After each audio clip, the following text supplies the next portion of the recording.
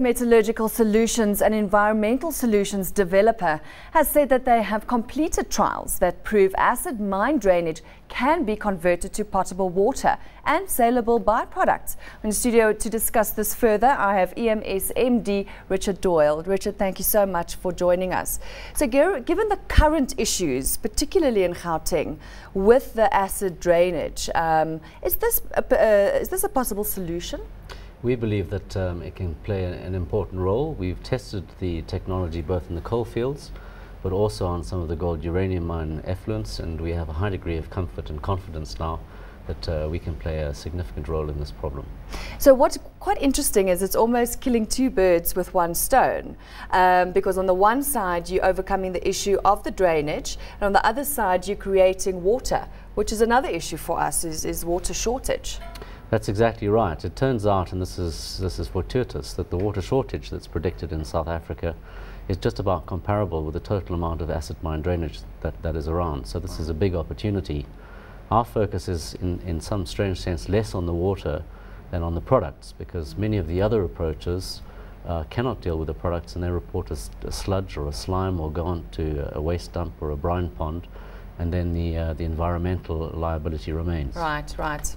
And with us being, or with South Africa being a mine-rich country, you're going to face those issues. Is it a unique challenge to South Africa, Richard? Absolutely not. Acid mine drainage is regarded perhaps as one of the top environmental challenges globally. In the world. There's significant problems in South America, in Southern Europe, in Eastern Europe, in China and elsewhere, and our ambitions are absolutely to export this as a proudly South African development. Right. Has there been any calls? Have you received any calls from abroad going, we need this product, help us? Well, we have started talking to and have had visits from very large infrastructure companies in Australia and the United States, and it's at an early stage, but we're optimistic. You'll get there. Wonderful.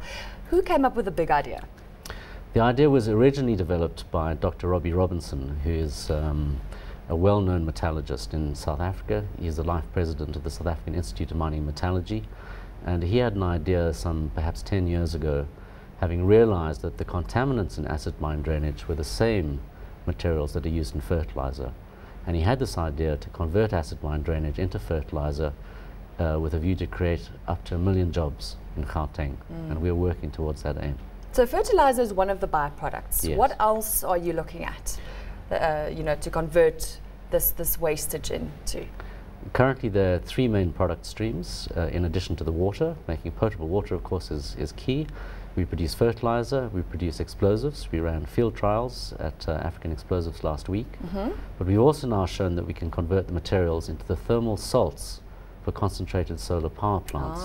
This is one of the big new renewable energy on drives. On the energy side as well. We see it as a beautiful virtuous cycle, where you take let's say the wastewater from a fossil fuel mine, and you put it into the heart of renewable energy technology. So it's a great potential story.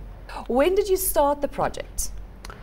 The project has been operating in anger, as it were, for about 2 years now. Right. And it's only been trialled now, so you've gone through the trial, so when will it be rolled out? Well, we're in discussion with a number of mines across South Africa, and I'm confident that by early next year we'll have some of our first commercial plants in an advanced stage of planning. These things take quite a long time to build and commission, of course, so I very much hope that by the end of next year we'll have a first commercial plant up and running. Because we need it, it's urgent. That's true. Is there really going to be acid in our streets, Richard, if we don't do anything about it? I don't believe so. There are 2 related problems. One is a hydraulic problem, which means that the water has to be pumped away from flooding, and the second is a treatment. The correct treatment needs to be applied. We've always been of the view that treating water is a bit like the renewable energy space. It needs a suite of different technologies, and we believe that we will be one of them. It is important that the technology selection is right and that the mix is right, and it's more important to get that right than to make a fast decision to get the wrong technology. 100%, 100%. In terms of protecting, how did you go about it? Did you register a patent, or what was the process? So we have a suite of patents that we've registered. That's really just one part of an intellectual property strategy. We have a trademark protected. Right. We retain some of the significant know-how that we've developed working on many different mines with different qualities of mine effluent over the last 2 years. And probably we will eventually have to partner with a very big engineering company that can act as a big gorilla and assist us in to roll it out. Exactly.